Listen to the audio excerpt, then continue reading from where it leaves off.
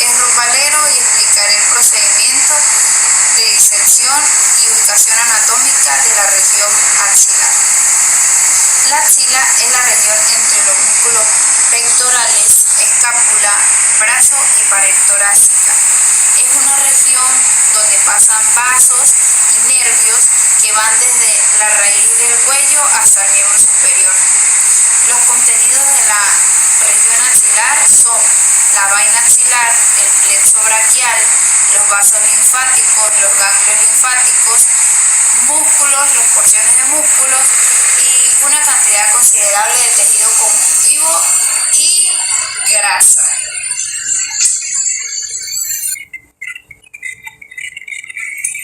Paredes y límites de la región axilar. Tenemos en el ápice de la axila, delimitado en la parte anterior por la clavícula, en la parte posterior por el lado superior de la escápula y en la parte medial en la primera costilla.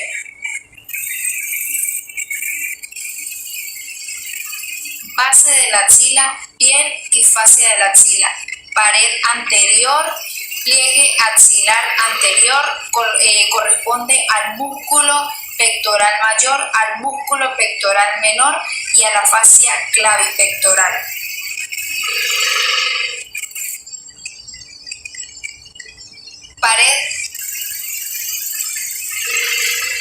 Pared posterior.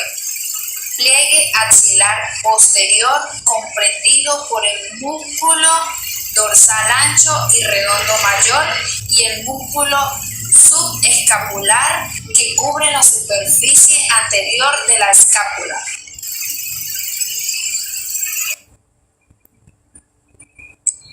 Tenemos la pared medial. Porción superior de la pared torácica y músculo serrato anterior que recubre esta pared. Pared lateral, surco intertubercular del húmero.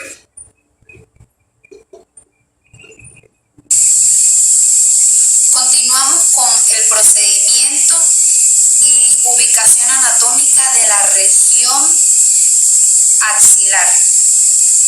En primer lugar, es necesario realizar el levantamiento de la piel. Seguidamente, revisar el músculo pectoral mayor y el músculo pectoral menor, igual que la fascia clavipectoral. Es necesario abducir el brazo a 45 grados.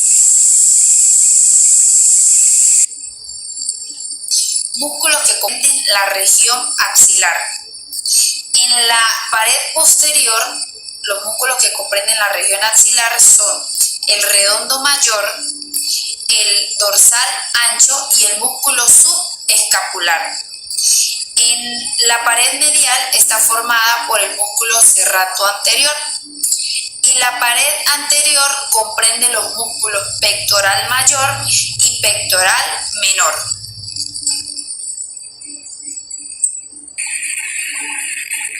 Contenido axilar. El contenido axilar contiene la vaina axilar. La vaina axilar es una estructura de tejido conectivo que rodea vasos axilares y el plexo braquial. Esta se extiende desde la costilla hasta el borde inferior del músculo redondo mayor. Puede ser delgada hasta casi imperceptible.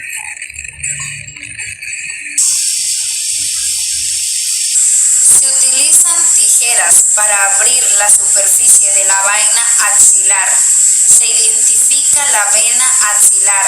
Esta se forma del borde lateral del músculo redondo mayor por la unión de dos venas braquiales. La vena axilar termina en el borde lateral de la primera costilla y ahí cambia su nombre a vena subclavia.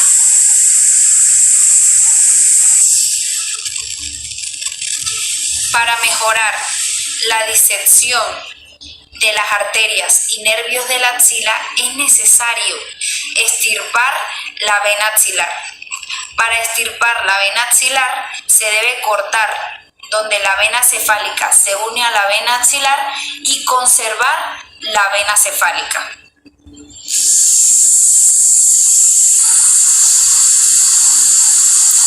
Seguidamente se corta la vena axilar en el borde lateral de la costilla. Se usa una sonda para diseccionar la vena axilar de las estructuras que están detrás de ella. Luego se corta la vena axilar en el borde lateral del músculo redondo mayor y se extrae.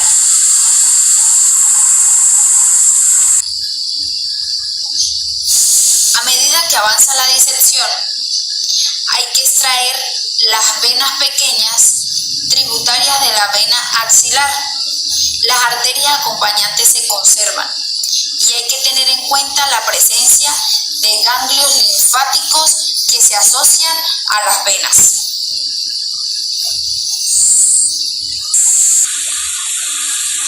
Continuamos con arteria axilar.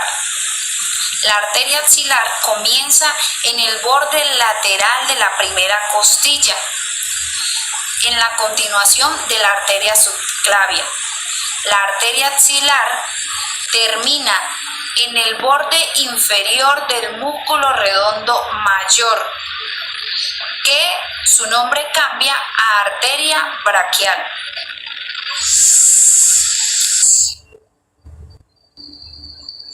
Esta está rodeada por el plexo braquial. El plexo braquial debe retraerse y conservarse durante la disección de la arteria axilar. La arteria axilar tiene tres partes. La primera se extiende desde el borde medial del músculo pectoral menor.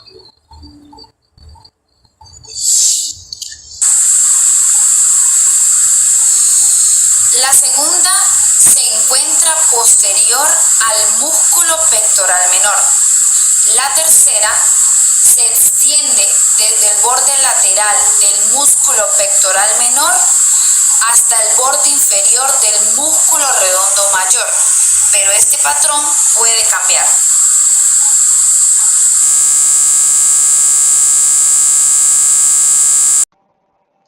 Buenas tardes, mi nombre es Sofía Soto y el miembro superior está dividido en 4 regiones: el hombro, el brazo, el antebrazo y la mano, los cuales pueden ser estudiados tanto en una persona viva como en el cadáver. Para estudiar las estructuras anatómicas de la cara anterior del miembro superior, continuando con la cara anterior del brazo, primero debemos colocar el cadáver en decúbito supino y proceder a realizar incisiones cutáneas. Entonces marcamos una línea que cruza por delante de la región anterior del codo, desde el epicóndilo hasta la epitróclea, continuando con una línea longitudinal que sigue por de media del brazo para terminar con una línea transversal que sube siguiendo la raíz del miembro superior desde la región de la axila hasta el borde superior del hombro. Una vez realizados los cortes, levantamos la piel dejándola sujeta por el borde lateral del brazo. Lo primero entonces que vamos a notar son elementos superficiales como venas superficiales y nervios cutáneos. La vena cefálica es un elemento venoso superficial que viene como continuación de la vena cefálica del antebrazo y sigue el borde lateral, como vemos aquí, del músculo bíceps braquial para luego pasar al hombro por el surco delto pectoral, penetrar la fascia clavipectoral y terminar drenando en la vena axilar. Otro elemento venoso superficial que se observa esta vez en la cara medial del brazo es la vena basílica, la cual, al igual que la cefálica, procede su continuación con la vena basílica del antebrazo. Esta vena, al llegar al brazo, va profundizando, como vemos, para terminar en una de las venas braquiales. Un elemento cutáneo que se encuentra acompañando esta vena basílica y que forma parte de las ramas terminales del plexo braquial es el nervio cutáneo antebraquial medial, un nervio sensitivo que sigue el borde medial del brazo. Aquí lo vemos, es este finiquito, para luego bifurcarse y pasar al antebrazo. Ahora procederemos a levantar la fascia braquial. Con las tijeras vamos a realizar una incisión longitudinal desde el tendón de inserción del músculo pectoral mayor hasta el codo. Procederemos entonces con los dedos a separar la fascia braquial de los músculos que se encuentran por debajo y de esta manera también identificar la unión de la misma con los tabiques intermusculares medial y lateral, los cuales al estar unidos al húmero nos van a dividir al brazo en dos compartimientos, uno anterior o flexor, que es el que nos compete, y uno posterior o extensor. Con respecto a la musculatura de la cara anterior del brazo, utilizamos los dedos para separar los tres músculos, que la componen. El músculo bíceps braquial, el músculo braquial y el músculo coracobraquial. El primer elemento muscular que observamos posee dos cabezas o vientres y es el músculo bíceps braquial, cuya función es la flexión y supinación del antebrazo. Este posee una cabeza larga, la cual es lateral y se origina en el borde superior de la cadera glenoideo o tubérculo supraglenoideo, razón por la cual el origen de este tendón no se observa porque está dentro de la articulación glenohumeral. El mismo, al descender, aparece recorriendo el surco intertubercular o corredera bicipital. La otra porción del bíceps, que constituye la cabeza corta, es más ancha y se origina de la apófisis coracoides de la escápula por un tendón que es común con el músculo, aquí está, el coracobraquial, que por cierto termina en la cara medial del húmero. Aquí lo podemos ver, la porción larga del bíceps, la corta, y el coracobraquial. Al principio separadas, las cabezas del bíceps se reúnen en la porción superior del brazo para terminar, bien, este vientre único va a terminar mediante un fuerte tendón en la cara posterior de la tuberosidad del radio. En la cara medial de este tendón se observa una expansión del mismo que se inserta en la fascia antebraquial y es la denominada aponeurosis bicipital. Si levantamos este músculo y pasamos a un plano más profundo, veremos la presencia de un nervio, el cual lo separa del músculo braquial e inerva los tres músculos de este compartimiento, asegurando la flexión del antebrazo sobre el brazo, y es el nervio músculo cutáneo. Este nervio sensitivo y a la vez motor que nace de la fosa axilar desciende para alcanzar el músculo coracobraquial. Este músculo es un abductor y rotador medial del brazo y al alcanzarlo lo atraviesa. Aquí lo podemos ver perfectamente como lo atraviesa. Aquí también, en esta imagen del cadáver, podemos ver músculo cutáneo viene y atraviesa este que es el músculo coracobraquial. Por eso es que los clásicos también lo denominaban músculo perforado de Casserius.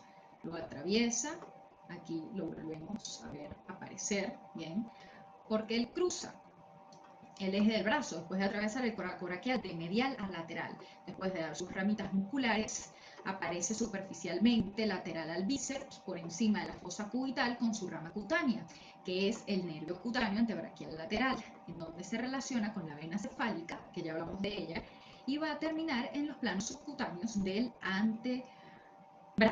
Seguidamente, con las tijeras, vamos a realizar un corte transversal del músculo bíceps braquial 5 centímetros por encima de la fosa del codo.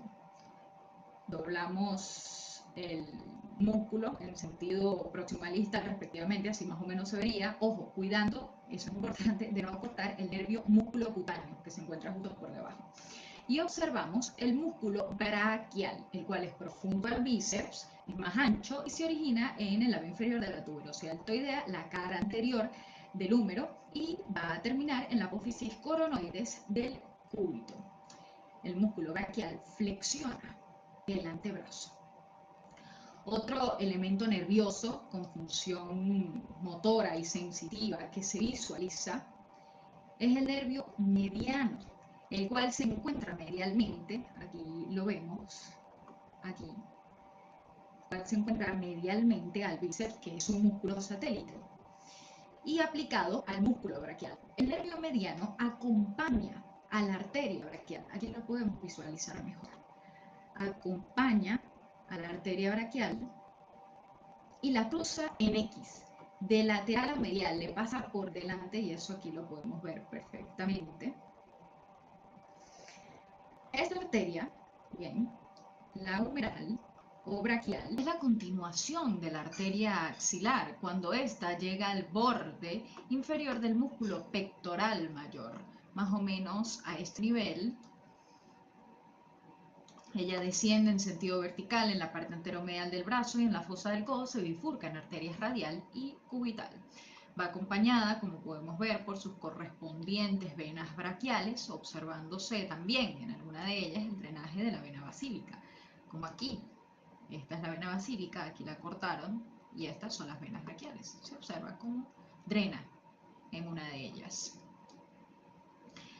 La arteria braquial es la encargada de irrigar el brazo mediante múltiples arterias musculares y 3 ramas que identificamos como la arteria braquial profunda. Esta que está aquí, ella se origina de la humeral o braquial en la porción superior del brazo y cursa por detrás del húmero junto con el nervio radial, razón por la cual el trayecto de esta arteria no se ve en esta disección, sino que se ve en la disección de la cara posterior del brazo. Luego tenemos la arteria colateral cubital superior, que se origina más o menos en la mitad del brazo y cursa distalmente con el nervio cubital, pasando por detrás de la epitróclea. Y por último, la arteria colateral cubital inferior, que ella nace más o menos a este nivel, ¿sí? 3 centímetros por encima de la epitróclea, pasa por delante del mismo, entre el músculo bíceps braquial lateralmente y un músculo del antebrazo medialmente, el pronador redondo. Finalmente, en la parte más interna del brazo, acompañando los elementos anteriormente mencionados y un poco más profundo, está el nervio cubital. Aquí lo tenemos. Él sigue la cara medial del brazo, primero sobre el tabique intermuscular medial y luego se hace posterior a él. Aquí lo podemos observar. Este es el nervio cubital, lo vemos bien porque pasa por delante del tabique intermuscular y después se hace posterior. Aquí lo vemos cómo desaparece. Mejor dicho, por eso lo dejamos de ver. Todo para llegar a la cara posterior de la epitróclea, como ya dije, y pasar por el surco para el nervio cubital o surco retroepitroclear del húmero. Otro de los nervios terminales del plexo braquial es el nervio radial, que también, ya lo mencionamos, recorre la cara posterior del brazo, pero él perfora el tabique intermuscular lateral y aparece, para que lo veamos en esta disección, en la cara anterolateral del brazo, justo por encima del epicóndilo y lateral a los músculos bíceps y braquial. Por último, la fosa cubital o fosa del codo es la depresión de la superficie anterior del codo. Esta es clínicamente importante porque contiene venas superficiales que se usan para las prácticas intravenosas. Es una región intermedia entre el brazo y el antebrazo, delimitada, aquí podemos ver los límites, lateralmente por el músculo brachiorradial, medialmente por el músculo pronador redondo, son músculos del antebrazo, superiormente por una línea imaginaria que une el epicóndilo con la epitróclea, perdón, al revés, el epicóndilo y la epitróclea del húmero. El techo lo constituye la fascia antebraquial reforzada por la aponeurosis bicipital y su piso es el el músculo braquial. Observamos las venas superficiales del pliegue del codo dispuestas en la forma de una M, generalmente. Por supuesto que esto puede variar, pero es por esta razón que se le denomina M venosa. Y corresponde a la anastomosis de las venas basílica, la vena cefálica y la vena mediana del antebrazo, la cual quizás sea necesaria cortar para llegar a estructuras más profundas en esta fosa del codo. Identificamos aquí el tendón del bíceps braquial y cortamos la aponeurosis bicipital, la doblamos hacia un lado, cuidando de no cortar la arteria braquial que yace justo por debajo de esta. Entonces seguimos la arteria braquial y el nervio mediano desde el brazo, quitando cualquier grasa que pueda estar ocultándolas de nuestra vista. Dentro de la fosa es importante distinguir, aquí se ve perfectamente que la aponeurosis bicipital es profunda a las venas superficiales, pero es superficial al nervio mediano y a la arteria braquial o humeral. También es importante destacar que entre el tendón del músculo bíceps y los relieves musculares dados por los músculos epicondilios y epitrocleares del antebrazo, se van a establecer dos surcos bicipitales, uno interno, que está ocupado por el nervio mediano, aquí está, y la arteria braquialohumeral con su bifurcación, y uno lateral, donde está el nervio radial, que ya lo mencionamos, allí va a dar sus ramas terminales. Al finalizar la disección, volvemos a colocar los músculos en su correcta posición anatómica y así concluimos con la explicación de las estructuras que se pueden observar en la disección de la cara anterior del brazo. Mi nombre es Atsiel Daniel Torrado Pará y a continuación hablaremos de la disección del sistema musculoesquelético, más concretamente de las principales estructuras anatómicas que pueden observarse durante la disección de la cara anterior del antebrazo. Para ello hemos dividido tres planos de estudio, como podemos ver en esta imagen, a través de una sección transversal a través del nivel medio del antebrazo. Así podemos ver que los músculos del compartimiento anterior del antebrazo se pueden dividir en una capa superficial, en una capa intermedia y en una capa profunda de los músculos flexores. Los músculos de la capa flexora superficial surgen principalmente del epicóndilo medial del húmero y su cresta supracondilia. El músculo de la capa intermedia surge el epicóndilo medial del húmero y la superficie anterior del radio, y los músculos de la capa flexora profunda surgen de las superficies anteriores del radio, el cúbito y la membrana interósea. También podemos ver que la arteria cubital, el nervio cubital y el nervio mediano se encuentran en un plano de tejido conectivo que separa las capas intermedia y profunda de los músculos flexores. Como podemos ver, la posición del antebrazo debe estar en supinación, con la palma de la mano dirigida hacia arriba. Los instrumentos que utilizaremos para la disección serán un bisturí, tijeras, pinzas y sonda acanalada. Principalmente para el comienzo de la disección tenemos que tener en cuenta las líneas de corte sobre la piel. Para ello hacemos un corte longitudinal muy superficial en la fascia anterobraquial con las tijeras, que venga siguiendo la superficie anterior del antebrazo, desde la fosa cubital hasta la muñeca. Seguimos un corte transversal sobre la cara anterior de la muñeca y a continuación a la altura de la epitróclea o epicóndilo medial del codo aprovechamos para hacer un corte transversal. Con estos tres cortes podemos separar la fascia anterobraquial y encontrar la capa superficial de los músculos flexores. Los primeros elementos anatómicos que deberíamos encontrar después de retirada la piel son elementos superficiales, o bien sean nervios cutáneos o bien sean venas superficiales. Lo común es encontrar dos nervios cutáneos. Uno de ellos es el nervio cutáneo antebraquial medial, que viene junto a una vena superficial, que es la vena basílica. Esta viene desde el borde más cubital. El otro elemento cutáneo nervioso de la cara anterior del antebrazo es el nervio cutáneo antebraquial lateral. Este lo vamos a encontrar en la cara lateral, junto a la vena cefálica. Esta vena cefálica, a diferencia de la basílica, la vamos a ver durante un buen recorrido del antebrazo en esta cara anterior, en su parte radial.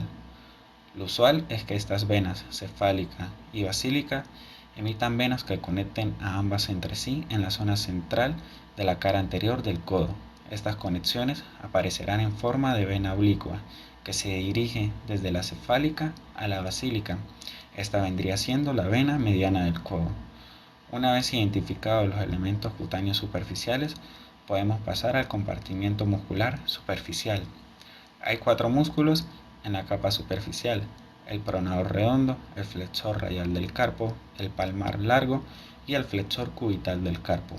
Aquí podemos utilizar los dedos para separar los tendones de la capa superficial de los músculos flexores del antebrazo y así identificarlos bien. El elemento más superficial, siguiendo un orden de superficiales a profundos, es el músculo palmar largo, cuyo tendón es delgado y largo, como podemos verlo aquí en esta imagen.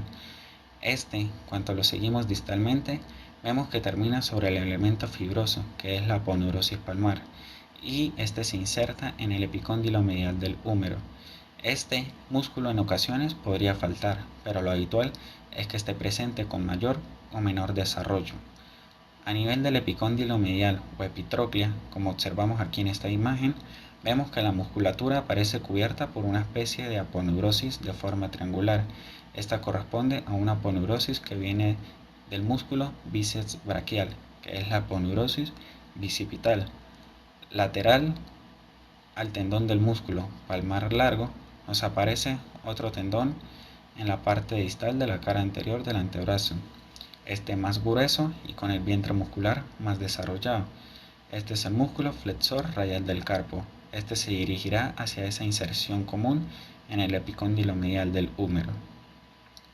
El tendón del músculo flexor radial del carpo es importante identificarlo, ya que en esta parte distal va a servirnos de elemento topográfico que nos permite localizar fácilmente dos elementos anatómicos muy importantes.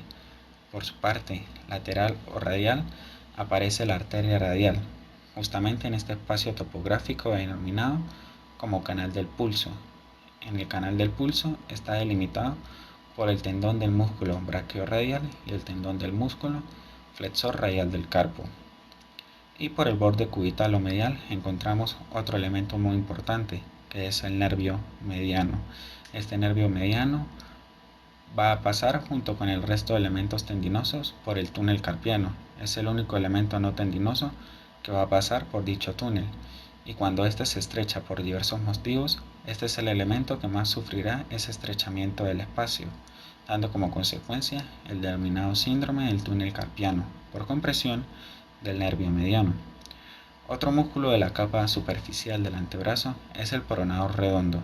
Este viene oblicuo, también desde la zona del epicóndilo medial del húmero, pero no se dirige hacia la mano como podemos ver, sino que queda sobre la porción media de la cara lateral del radio, y su función particular es pronar el antebrazo y también ayuda a la flexión del codo. Hacia el lado medial del antebrazo encontramos al músculo flexor cubital del carpo, correspondiente a la capa superficial de los músculos flexores. Este se inserta proximalmente por medio de dos fascículos, uno humeral en el epicóndilo medial del húmero y otro cubital en el olecrano y el borde posterior del cúbito, y de aquí se dirige al hueso pisiforme, gancho del ganchoso y base del quinto metacarpiano. En esta imagen podemos identificar las estructuras superficiales de la superficie anterior de la muñeca. Podemos observar que de lateral a medial tenemos al tendón del músculo aductor largo del pulgar. Aquí tenemos a la arteria radial. Este sería el tendón del músculo flexor radial del carpo. Aquí en este sería el nervio mediano, la arteria cubital y el nervio cubital, y este sería el tendón del músculo flexor cubital del carpo. Ahora la capa intermedia de los músculos flexores. El músculo flexor superficial de los dedos es el único miembro de la capa intermedia de los músculos flexores del antebrazo. Para verlo, se deben seccionar y reflejar varios músculos de la capa superficial. Para esto utilizamos unas tijeras para cortar el tendón del músculo palmar largo, aproximadamente a unos 3 centímetros proximales a la muñeca, y lo reflejamos proximalmente. Otro corte es en el tendón del músculo flexor radial del carpo, a unos 5 centímetros a la muñeca, y también lo reflejamos proximalmente. El músculo pronador redondo tiene dos cabezas proximales, una cabeza superficial humeral y una cabeza profunda cubital. El nervio mediano pasa entre estas dos cabezas. En este momento solo reflejaremos lo que es la cabeza superficial en este músculo pronador redondo. Insertamos una sonda a través del músculo pronador redondo a lo largo de la superficie anterior del nervio mediano, y a continuación usamos unas tijeras para seccionar la porción del músculo pronador redondo que se encuentra en la parte anterior de la sonda, y luego lo reflejamos la cabeza humeral del pronador redondo medialmente junto con los músculos palmar largo y flexor radial del carpo. Así ya podemos observar el músculo flexor superficial de los dedos. Vemos que el tendón es ancho, ya que dará un tendón para cada uno de los 4 últimos dedos. Este se inserta a nivel de las falanges medias. Vemos que también tiene el vientre muscular muy ancho y se dirige prácticamente a la cara anterior del radio, al epicóndilo medial del húmero y a la apófisis cronoides. Este músculo flexiona las falanges medias de los dedos 2, 3, 4 y 5. Los vasos y nervios de la cara anterior del antebrazo. Como dijimos anteriormente, la mayoría de los vasos y nervios se encuentran en el plano de tejido conectivo que separan las capas intermedia y profunda de los músculos flexores. El punto donde el músculo pronador redondo pasa profundamente al músculo brachiorradial, usamos los dedos para abrir este plano de tejido conectivo, como podemos ver aquí, que está profundo al músculo brachiorradial. Y así, en este plano intermuscular, podemos identificar la rama superficial del nervio radial, que vendría siendo esta. Al identificar la arteria braquial, utilizamos una disección roma para seguir la arteria braquial en sentido distal, hasta que ésta se bifurque en la arteria radial y arteria cubital. Podemos usar una sonda para limpiar la arteria radial y como podemos ver aquí, vemos que esta da varias ramas musculares sin nombre en el antebrazo. El nervio mediano está posicionado medial a la arteria braquial y esta pasa profundo al músculo flexor superficial de los dedos. Este inerva la mayoría de los músculos del compartimiento flexor del antebrazo. Para exponer la parte distal del nervio mediano, el músculo flexor superficial de los dedos debe cortarse y retraerse medialmente. Primero, usamos unas tijeras para cortar los 4 tendones del músculo flexor superficial de los dedos, proximales a las muñecas, y a continuación utilizamos unas tijeras para separar el músculo flexor superficial de los dedos de su unión en la línea oblicua anterior del radio. Tengamos en cuenta también que el nervio mediano da lugar al nervio interóseo anterior, que inerva la capa profunda de los músculos flexores del antebrazo. El paquete vasculonervioso cubital. El nervio cubital llega procedente de lo que es el canal que pasa por detrás del epicóndilo medial o epitróclea, mientras que la arteria con las venas cubitales proceden de la división de la arteria braquial, prácticamente a la altura de la cara anterior del codo. Podemos observar en esta imagen las siguientes relaciones que tiene la arteria cubital. Podemos ver que pasa por detrás del nervio mediano en la fosa cubital, también que está entre las capas de los músculos flexor superficial de los dedos y flexor profundo de los dedos. También que está unida al nervio mediano alrededor de 1/3 de camino hacia abajo en el antebrazo. La arteria y el nervio cubital podemos ver que se encuentran profundamente en el músculo flexor cubital del carpo, en la parte distal del antebrazo. También vemos que la arteria cubital y el nervio pasan por el lado lateral del hueso pisiforme en la muñeca. En esta imagen podemos ver que la arteria interósea común es una rama de la arteria cubital, que ésta surge a unos 3 centímetros distales del origen de la arteria cubital, pasa posterolateralmente hacia la membrana interósea, antes de dividirse en arteria interósea anterior y arteria interósea posterior. La arteria interósea común suele ser bastante corta y puede estar ausente, es decir, que las arterias interósea anterior y posterior pueden surgir directamente de la arteria cubital. Tengamos en cuenta que la arteria interósea anterior se encuentra en la superficie anterior de la membrana interósea, entre los músculos de la capa profunda de los músculos flexores del antebrazo, y esta irriga la capa profunda de los músculos flexores. Ahora, si retiramos los músculos flexor superficial de los dedos, llegamos al plano siguiente en profundidad, en el cual encontramos a los músculos flexor profundo de los dedos, flexor largo del pulgar y pronador cuadrado. El músculo flexor largo del pulgar se inserta en la cara anterior del radio y la membrana interósea, y en la cara palmar de la falange distal del pulgar. Este flexiona el pulgar. Medial a este músculo encontramos al músculo flexor profundo de los dedos, que éste se inserta en la cara anterior de la membrana interósea y el cúbito, y se dirige a la base de las falanges distales de los últimos 4 dedos.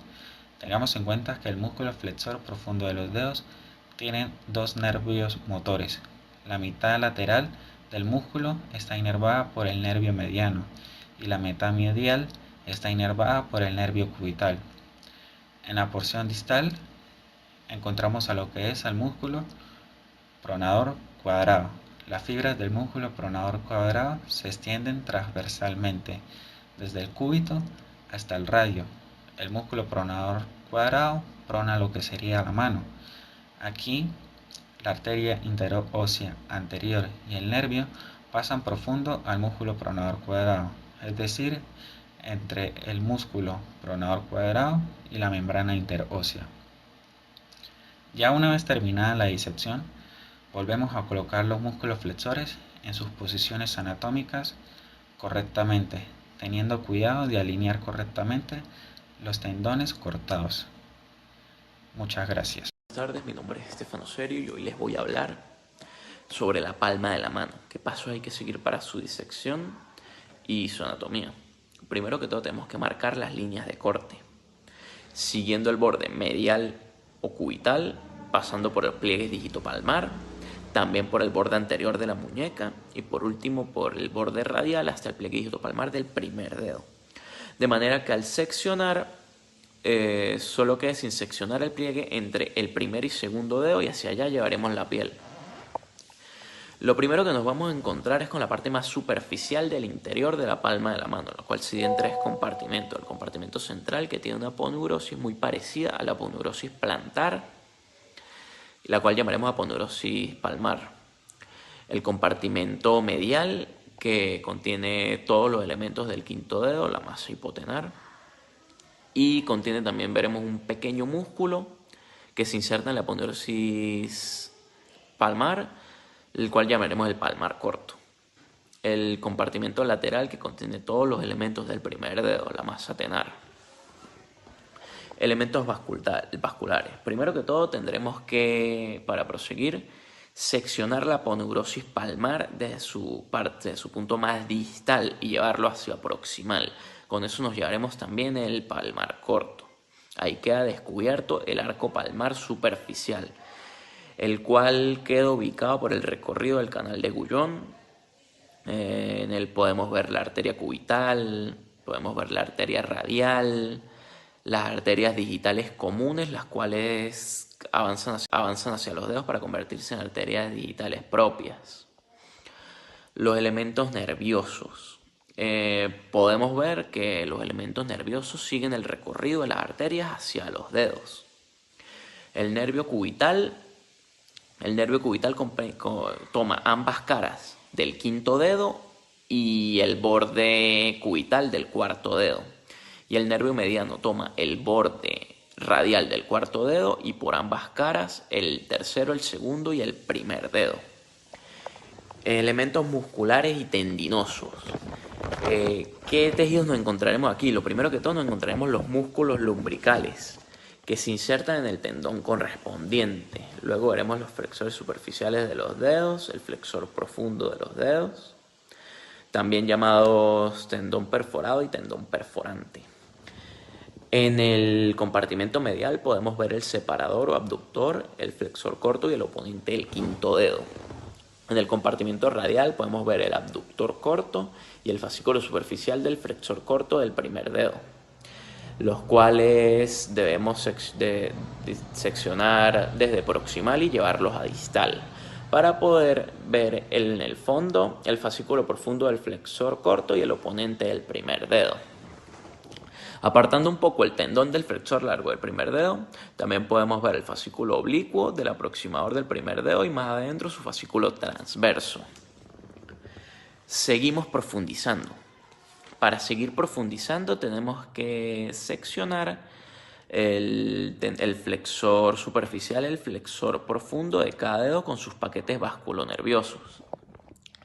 Haremos solo eso en el primer, segundo, cuarto y quinto dedo. El tercer dedo todavía no lo seccionaremos para así poder abrirlo y ver en detalle el flexor superficial y el flexor profundo. Al verlo nos daremos cuenta de por qué los llaman el tendón perforante y el tendón perforado, porque el flexor profundo pasa a través del flexor superficial. Ya estudiada esta parte, terminamos de seccionar ese tercer dedo y seccionamos los lumbricales de cada dedo, para así poder ver la parte más profunda de la palma de la mano. Aquí podemos apreciar en detalle el fascículo transverso del aproximador del primer dedo. A su lado veremos el fascículo oblicuo del mismo. Si levantamos un poco este fascículo oblicuo, veremos el arco profundo palmar, en el cual veremos la arteria radial en el arco profundo, que continuará hasta la arteria correspondiente de la rama de la arteria cubital. Ya visto todos estos elementos, procedemos a cerrar la mano haciendo sentido inverso de cómo entramos a ella. Muchísimas gracias.